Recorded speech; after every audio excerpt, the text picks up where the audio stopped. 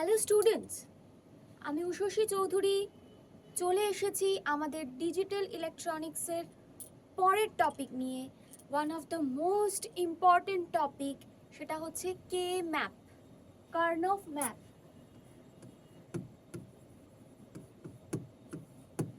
কে map বা কার্নফ map, এটা use হয় কোনো একটা বুলিয়ান এক্সপ্রেশনকে খুব ইজিলি সিম্পলিফাই করতে।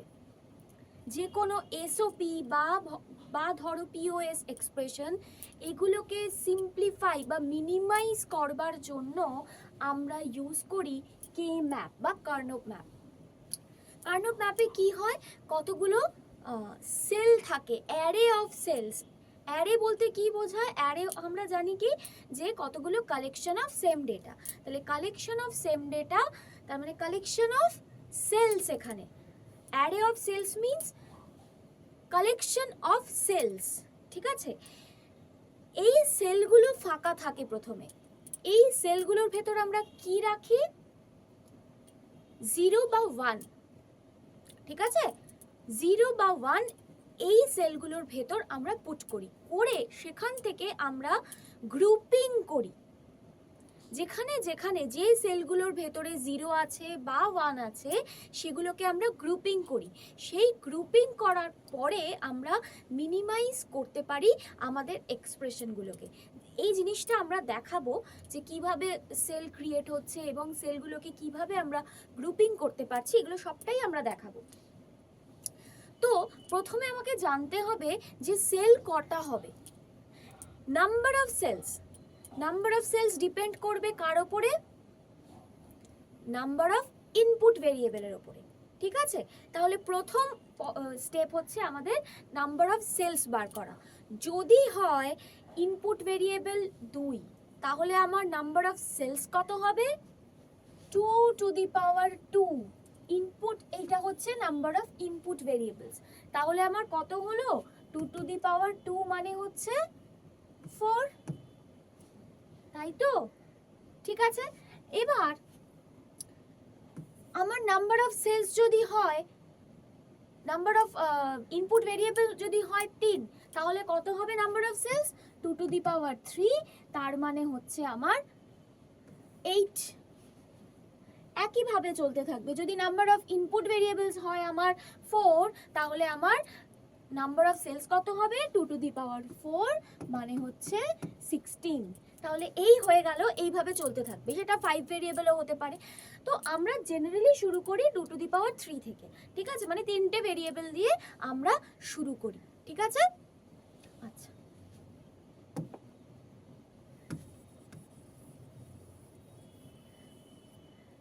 এবার আমরা তাহলে একটু দেখে নেব আমরা কিভাবে সেলগুলো ক্রিয়েট করি।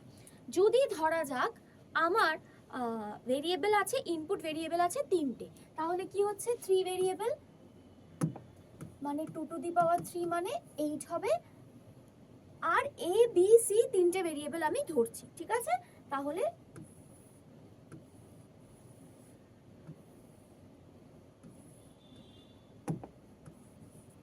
ঠিক আছে, তাহলে কি হলো? আমি এখানে নিলাম এ বি, এখানে নিলাম সি, 8টা সেল হবে।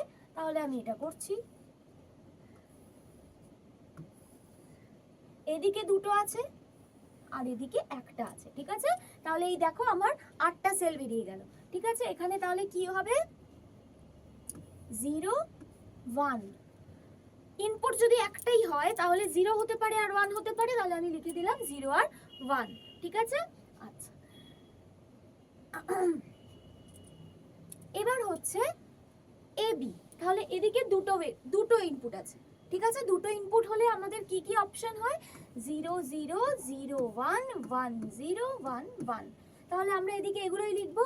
তাহলে প্রথমটা হচ্ছে 0 0 0 1 1 0 1 1। না, কার্নফ ম্যাপের ক্ষেত্রে কিন্তু এই দুটোকে আমরা উল্টে দিই।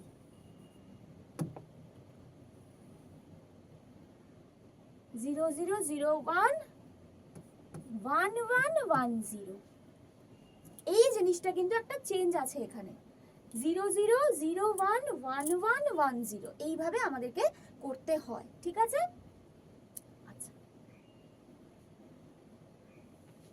তাহলে প্রত্যেকটা সেলের ভ্যালু কত আসছে, ঠিক আছে? প্রত্যেকটা সেলের ভ্যালু কত আসছে, তাহলে 000 এটা হচ্ছে, এটা 000, এটা হবে 001, এটা হবে 010, এটা হবে 011, এটা হবে 110, 110, তাহলে 111, এটা হবে 100, আর এটা হবে 101। এই হয়ে গেল আমার সেলগুলোর ভ্যালু, ঠিক আছে? আচ্ছা, এবার আমরা একটা দেখে নিই 4 ভেরিয়েবলে কিভাবে করতে পারবো, ঠিক আছে? 4 ভেরিয়েবল তার মানে কি হবে, 2 টু দি পাওয়ার 4 মানে হবে আমার 16, 16 হবে আমার নাম্বার অফ সেলস।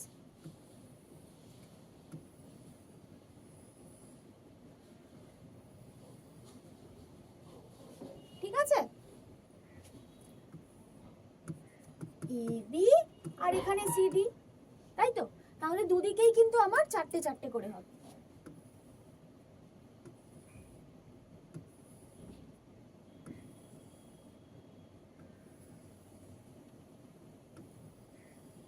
দুদিকে চারটে চারটে না, সরি, দুদিকে দুটো দুটো করে হবে, ঠিক আছে? তাহলে এখানে হবে 0001 1011, 0001 1011, ঠিক আছে? তাহলে এই হয়ে গেল। তাহলে এখানে আবার সেলের ভ্যালুগুলো লিখে ফেলি, তাহলে 0000 0001 0011 0010, ঠিক আছে? আচ্ছা, 0100 0101 0111 0110, ঠিক আছে? পরেরটা 1100 1101 1111 1110। আচ্ছা, নেক্সট তাহলে একটাই বাকি রয়েছে 1000 1001 1011 1010 হয়ে গেল, ঠিক আছে? এইটা হয়ে গেল আমার 4 ভেরিয়েবল কার্নভ ম্যাপ। অনলি ভ্যালুস গুলো আমি মানে সেলের ভ্যালুস গুলোকে ইনপুট করলাম, ঠিক আছে? এবার আমি একটু দেখব যে কিভাবে গ্রুপিং পসিবল হয়। নেক্সট স্টেপ হচ্ছে আমাদের গ্রুপিং, মানে সেলগুলোকে আমাদেরকে গ্রুপিং করতে হবে। কিভাবে গ্রুপিং করা যায়, যখন একটা সেলের ধরা যাক দুটো সেলের মধ্যে এইটা এইটা আছে, 1 আছে, ঠিক আছে? তাহলে আমি গ্রুপিং কিভাবে করতে পারি, এই দুটোকে মানে পাশাপাশি পাশাপাশি যে সমস্ত সেলের ভেতরে আমার ভ্যালুস থাকবে, এটা হয়ে যাচ্ছে 011, দুটো অ্যাডজাসেন্ট সেলের ভেতরে যদি আমার ভ্যালুস থাকে তাহলে সেই অ্যাডজাসেন্ট সেলগুলোকে আমরা কিন্তু গ্রুপিং করতে পারি। কেমন? এই দুটোর মধ্যে গ্রুপিং হতে পারে, এই দুটোর মধ্যে গ্রুপিং হতে পারে, এই দুটোর মধ্যে গ্রুপিং হতে পারে, এই দুটোর মধ্যে, মানে এইটা একটা, এইটা একটা হলো, এইটা একটা গ্রুপিং হলো, এইটা একটা গ্রুপিং হলো, বা ওপর নিচ এইভাবে হতে পারে, বা এইভাবে হতে পারে, বা কি হতে পারে, এইটার সাথে এইটা হতে পারে,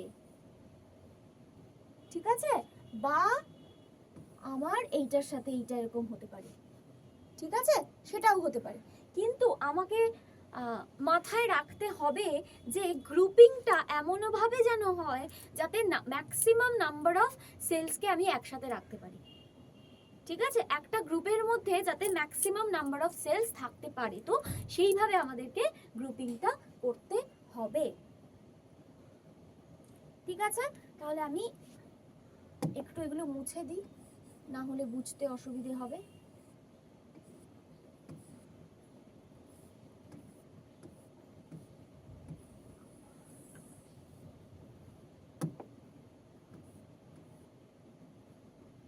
এটা না পুরোটাই ডিলিট করে দিয়ে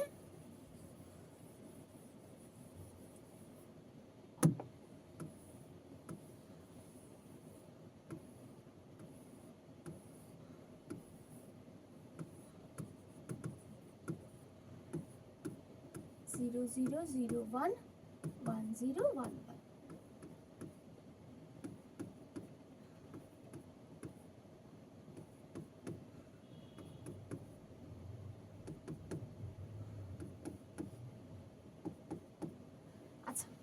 তাহলে এই হয়ে গেল আমাদের গ্রুপিং। এবার আমরা একটা এক্সাম্পল নিয়ে দেখি কিভাবে আমরা কার্নভ ম্যাপ গ্রুপিং করতে পারি, ঠিক আছে, বা ম্যাপিং কিভাবে আমরা করতে পারি। ঠিক আছে, প্রথমে আগে ম্যাপিং দেখব। ধরা যাক আমি এটা নিলাম,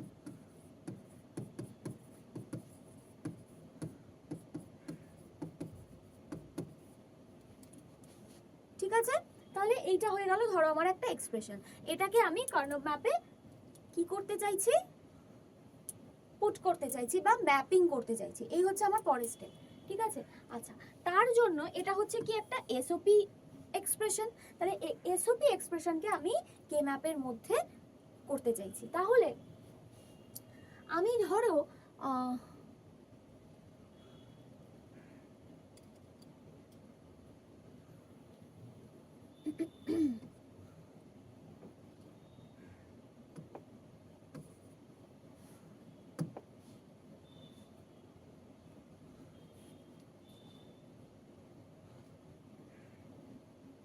আচ্ছা, আমি ধরো নিলাম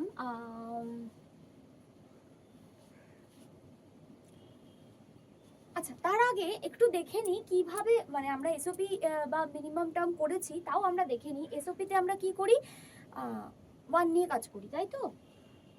তাহলে যদি 0 0 0 হয় আমার কন্ডিশন, ঠিক আছে, তাহলে আমার কি হয়, এখানে যেহেতু 1 নিয়ে কাজ হয় তাহলে এ বার বি বার সি। 0 0 1 হলে হবে এ বার বি বার সি। এইভাবে হয় জিনিসটা মিনিমাম টার্মসের ক্ষেত্রে। তো তাহলে আমরা এইভাবে এখানে জিনিসটা দেখতে পারি। তাহলে যেহেতু এসওপি ফর্মে হচ্ছে তাহলে 1 নিয়ে কাজ হবে। তাহলে এবিসি কি হবে, 1 নিয়ে কাজ হচ্ছে মানে 1 নিয়ে কাজ হচ্ছে মানে হচ্ছে এবিসি কি হবে, 1 1 1 হবে, তাই তো। কারণ 0 0 0 তে হচ্ছে কি এবার বি বার সি বার। 1 নিয়ে কাজ হচ্ছে মানে এ এর ভ্যালু 1, বি এর ভ্যালু 1, সি এর ভ্যালু 1, তাই তো। তাহলে এবিসি যখন 1 আছে, এবিসি যখন আছে তাহলে আমার 1 1 1 এই সেলটা সিলেক্ট হচ্ছে, তাই তো। তাহলে এই সেলটাতে আমি 1 পুট করলাম, ঠিক আছে। এ বি সি বার, নেক্সট আছে হচ্ছে এ বি সি বার। তাহলে এ বি সি বার মানে কি হবে, এ বি হবে 1 1 আর সি বার মানে হচ্ছে 0, তার মানে কি 1 1 0, 1 1 0 তে 1 হবে, ঠিক আছে। আবার কি হচ্ছে A B bar C, A B bar C, ঠিক আছে। তাহলে এ বি বার সি তে কি হচ্ছে, এ বি বার সি মানে হচ্ছে আমার 1 0 1, বি বার হচ্ছে 0 আর 1 0 1, তাহলে কি হচ্ছে 1 0 1। এই যে দেখো, এই হয়ে গেল আমার ম্যাপিং, ঠিক আছে। এইভাবে কিন্তু আমরা ম্যাপিংটা করতে পারি। তাহলে কি হচ্ছে এবিসি, যেহেতু 1 নিয়ে কাজ হয়, আরেকবার দেখে নিই, এবিসি মানে হচ্ছে 1 1 1 1 1 1 এ আমি গিয়ে 1 পুট করে দিলাম। এবিসি বার তার মানে 1 1 0, 1 1 0 তে 1 পুট করলাম। আর এ বি বার সি তার মানে কি 1 0 1 এ 1 পুট করলাম। এই হচ্ছে আমার ম্যাপিং 3 ভেরিয়েবল। আচ্ছা, এবার হচ্ছে 4 ভেরিয়েবল। এরকমই আমরা একটা এক্সপ্রেশন নিতে পারি।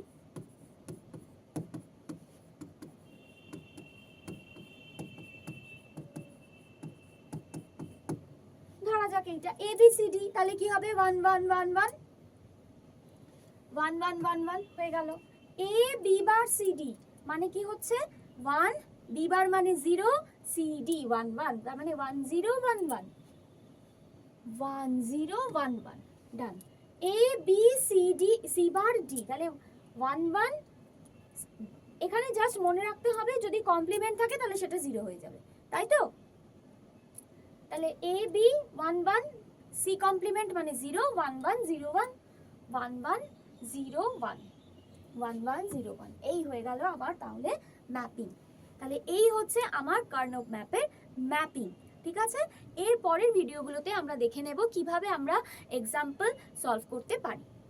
চলো চলে যাচ্ছি পরের ভিডিওতে।